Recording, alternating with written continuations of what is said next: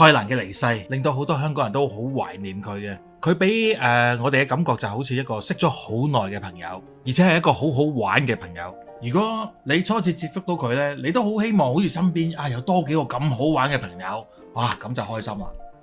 蔡瀾俾我嘅感覺呢，就係佢令到好多人識得放鬆，學曉咗咩係豁達。我雖然未算係佢嘅 fans 啦，但係我記得我以前睇一週刊呢，永遠係由最尾嗰頁揭翻上去前面嗰頁睇嘅。因為睇一週刊最大嘅樂趣呢，就係睇林振強嘅鬆一鬆同埋蔡瀾嘅一樂也。我自從睇一週刊開始呢，我幾乎係期期都追嘅。呢兩位文壇高手呢，係教曉我點樣去寫文章。其實我日後寫文章呢，我都學咗唔少蔡瀾嘅。佢嘅文筆，佢嘅人生閲歷，佢各樣嘅體驗啊，有時講去食嘢啊、拍戲啊嗰啲文章，係會令你大開眼界嘅。咁佢嘅離世就令到好多人好惋惜啦。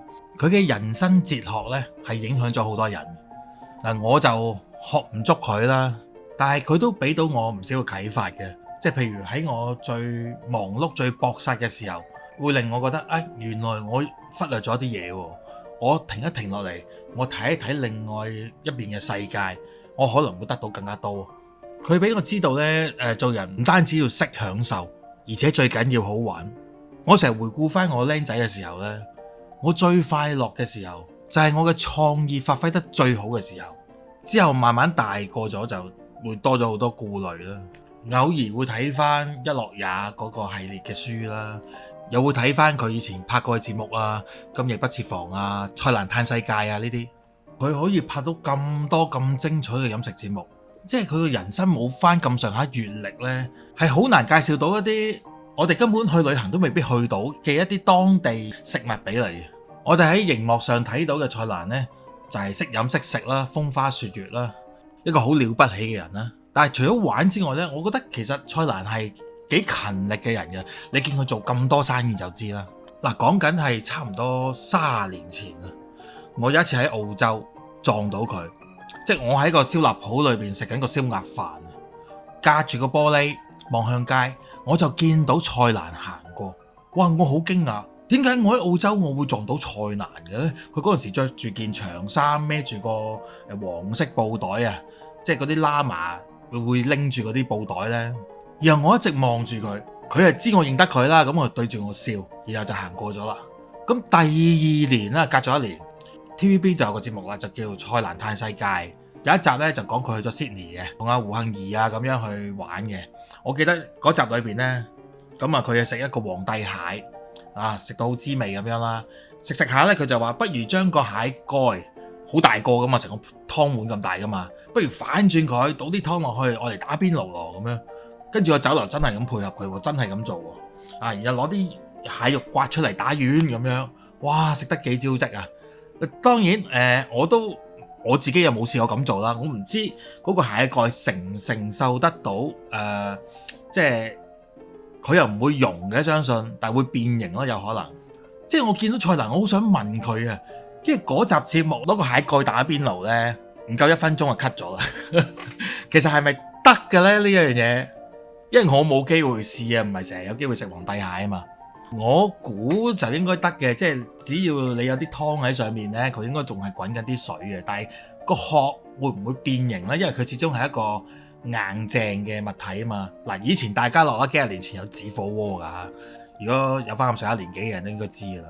咁紙火鍋係得嘅，但係其實嗰個湯唔係好滾嘅啫嘛。嗱，紙火鍋咧食起上嚟其實好論盡嘅，好容易打瀉啲湯嘅，係好耐之後先轉咗做不鏽鋼煲啫嘛。嗰個紙咧嘅紙質咧類似係嗰啲牛油紙咁樣嘅。物理我唔叻啊，咁但係攞個蟹蓋打邊爐真係幾招積嘅一件事嚇。有生之年啊，如果係 work 嘅話咧，我都想試一次。但後來咧喺澳洲，當年我撞到佢咧喺條街度，嗰陣時我都係10零歲。咁後來我聽到一啲朋友講啦，咁蔡瀾真係嚟過澳洲嗰陣時，我撞到嗰個真係佢嚟嘅。咁有人問佢嚟呢度做咩啊？咁佢話嚟考察咯咁樣。因為我食嗰間燒鴨飯店後邊就係Central Market 啦，就係街市嚟嘅。蔡瀾話自己好中意行街市啊嘛，係咪？咁佢咪嚟呢度考察咯，好合理啊，係咪？但係相隔咗1年呢，先至有嗰個蔡瀾嘆世界呢個節目出現。即係你諗下，其實佢做 research 啊，佢可能係邊玩邊去旅行，就邊做資料搜集啦。佢1年前就已經準備好啦。嗱，可想而知，佢寫咁多文章，世界各地好多風土人情美食，佢都涉獵過。即係佢唔係成日周圍去，佢點會識到咁多嘢啊？我諗佢平時個 schedule 一定係好緊密嘅。我之後咧就成日諗，如果有機會俾我再撞到蔡瀾呢，我真係想問佢幾個問題。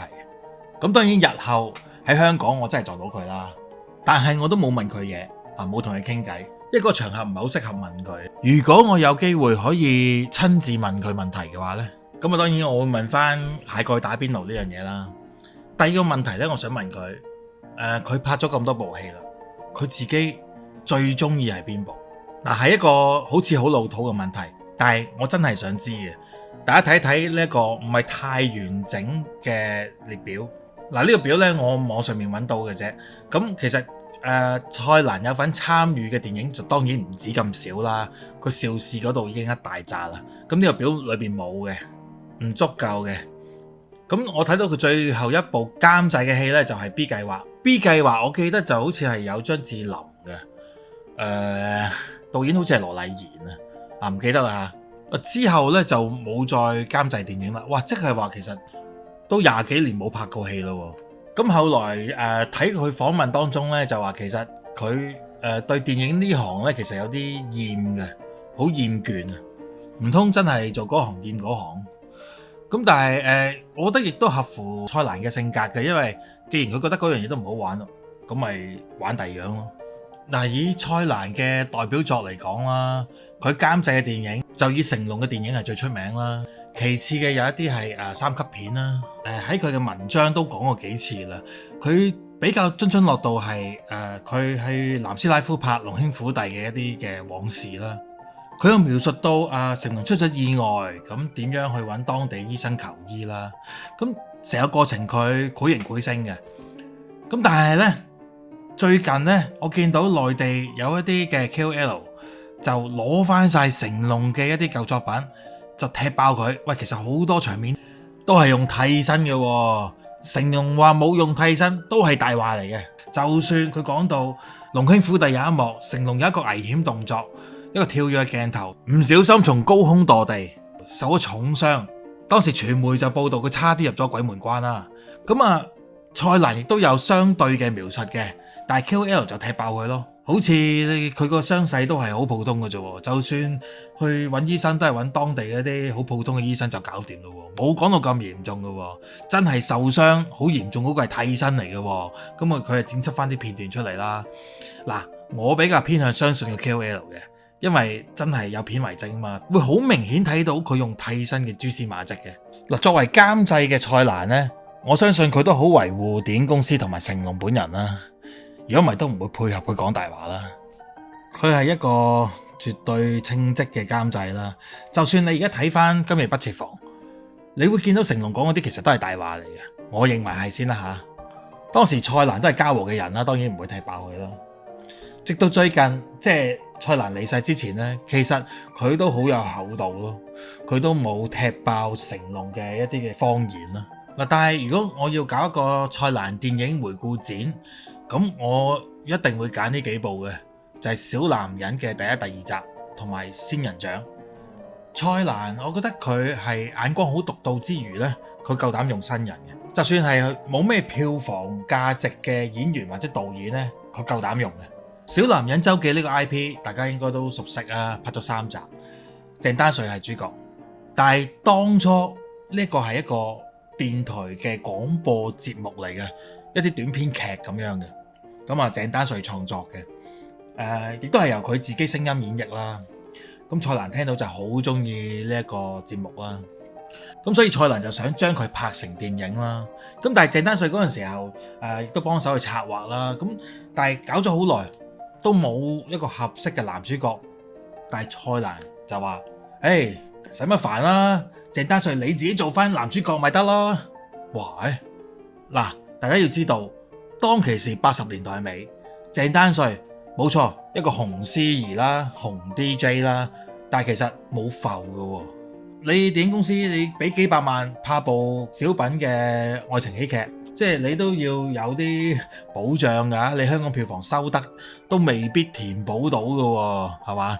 但係唔單止咁樣，蔡瀾更加大膽請陳嘉上導演拍呢部小男人。嗱，當時呢，陳嘉上嚴格嚟講第一次執導嘅電影應該係執行導演啦，就係《三人世界》。咁但係其實佢都拍咗好多㗎嘛。三人世界嘅導演掛名就係冼紀賢啦嚇。咁蔡瀾睇到佢嘅能力，覺得陳嘉上當時仲係僆仔啊，係嘛？蔡瀾就覺得佢即係對呢一種中產城市輕喜劇咧，係個節奏感掌握得好好，所以小男人夠膽揾阿陳嘉上嚟執導。第一部成功咗啦，第二部就仲好睇過第一集，我覺得頭兩集小男人咧真係值得推崇嘅。因為你而家睇翻啦，你攞翻出嚟睇都唔過時嘅。另外我想講一部咧就係仙人掌啦，咁而家都比較少人談論嘅。仙人掌男主角係黎明，我記得94年上嘅，我買飛入戲院睇嘅。當時一吸引我嘅係因為有軟硬天師啊嘛，導演係張文剛，一個好出色嘅 MTV 導演。咁蔡瀾點解會拍部咁嘅戲呢？就其實大概喺2年前咧，即係大概係92年左右啦。咁電影節就放過一部叫做《殺手悲歌》嘅墨西哥電影啊。呢部戲係好似攞咗啲國際獎項噶，但係喺香港好似冇上畫嘅。故事好簡單嘅啫，即係講緊有個殺手走咗入去個酒吧，跟住發生一連串嘅事咁樣嘅。咁啊，蔡瀾就借鑑呢個戲嘅戲軌啦，咁我相信冇買版權嘅。咁啊，黎明做男主角，夠膽起用一個新導演去拍，但其實佢唔係新啦，即係但係一直都係拍緊 MTV 啊嘛。咁啊，節奏感非常好啦。咁事實仙人掌部戲真係拍到幾似一個 MV 嘅。嗱，墨西哥版本嗰個呢，嗰部戲就講西班牙話嘅，導演係羅拔洛里葛茲啊，我就唔識讀佢個姓啦，淨係知道佢叫 Robert。後來佢就同 Tarantino 拍咗好多一系列嘅戲啦，出名嘅有殺出個黎明啦，有罪惡城啦。嗱，所以蔡瀾睇到呢部戲之後呢，佢覺得哇，節奏感好強勁，一部殺手槍戰片係嘛，好低成本嘅啫嗰部戲。喂，香港可以照版煮碗嘅啫，又拍一個係嘛，揾個 MTV 導演拍咁咪得咯。即係而家冇人夠膽咁開戲噶嘛，係咪俾人笑佢天真噶嘛？但係我覺得就係有一種天真嘅想法，咁先可以造就咗一個導演嘅機會啊嘛。嗱，當年呢部戲咧就唔收得嘅，收500幾萬港幣嘅啫。咁但係揀葉玉卿咧，我覺得係一個幾大突破嚟嘅，因為嗰陣時嗰年啱啱葉玉卿係轉型嘅。93年佢拍咗部《天台的月光》，好好睇嘅呢部戲。因為佢之前都係拍緊3級片嘛，幫一啲小型嘅製作公司做嘅。咁後來佢轉型啦，嘉禾開一部文藝片俾佢，《天台的月光》。蔡瀾好似有份客串一場噶，佢去買車啊，葉玉卿係 sell 佢一部車咁樣噶，我記得。而嗰陣時開始，大家都睇到葉玉卿唔單止大膽，佢仲係有演技嘅，有啲似之後嘅舒淇啦。咁舒淇喺個藝術成就上就更加高啦。雖然仙人掌唔成功呢部戲，但係我攞出嚟講啦，同埋小男人啦，我就會睇得出蔡瀾佢嘅膽識，佢好明白一樣嘢，電影成功往往都需要刀仔鋸大樹嘅。嗱，我記得今夜不設防有一集咧就訪問阿麥當雄嘅，麥當雄曾經講過呢樣嘢嘅，大成功嘅電影一定係刀仔鋸大樹嘅。唔知係咪咁就令到蔡瀾好認同啦，所以佢夠膽用一個咁細嘅 budget 捧新人去做呢件事。但係電影係需要呢一種新刺激嘅，因為你唔嘗試嘅話呢，其實你10年一個 trend， 10年之後又係嗰班老牌導演、老牌演員咁樣去繼續做，咁其實觀眾已經係開始覺得悶㗎啦。嗱，同埋好多新入行嘅製作人啦、電影人啦，佢哋都渴望做導演㗎嘛。即係大家不妨攞翻仙人掌或者嗰部殺手悲歌攞出嚟睇翻，即係睇下人哋點樣 low budget 可以拍到咁精彩啊！其實香港我覺得你要殺出條血路咧，其實真係要靠你嘅創意。而家拍嘢又平，你攞住手機就拍得啦，係嘛？你攞個軟件你可以喺屋企剪啦。我識咗班年青人啦，佢哋都係讀電影嘅，佢哋拍畢業作，喂，大家可以夾錢出嚟拍嘅，幾好啊！每人夾幾萬蚊出嚟拍都得嘅，幾開心啊！哇！我以前邊有呢樣嘢咁幸福㗎？有人夾錢出嚟拍嘢，因為做導演係好自私㗎嘛，即係你叫個做編劇或者做美術嘅，喂，大家一人夾1萬蚊出嚟咧，咁其實即係我係導演，我好唔好意思咯咁樣。但係而家我覺得啱啱讀緊電影、拍緊畢業作嗰啲年青人咧，佢哋有團火喺度啊嘛，即係仲喺度好有衝勁，哇！希望即係拍啲好嘢出嚟啊！未試過啊嘛，未拍出嚟唔知係點噶嘛，充滿期待。佢哋好肯為藝術犧牲，我覺得呢團火，我覺得電影圈係需要有嘅，但係就係創意呢，我自己感覺呢就真係弱嘅。但係唔緊要，大家睇多啲前人嘅成績，睇翻佢哋以前拍過嘅戲，話唔定都會啟發到你。蔡瀾佢嘅成就當然唔係淨係電影啦。總括嚟講，我覺得佢係一個書生，一個作家，一個旅遊家，呢幾方面呢，我認為比佢以前拍電影嘅影響力係更加大咯。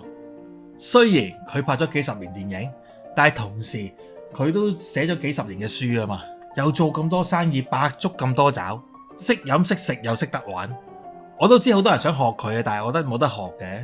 我企埋一邊欣賞佢，羨慕佢，都好開心噶啦。其實如果身邊多幾個好似蔡瀾咁嘅朋友，其實就已經不枉此生噶啦。因為老周講戲就主要都係講電影啦，所以喺蔡瀾監製嘅戲裏邊呢，我就揾一啲我中意嘅戲出嚟講下咁啦。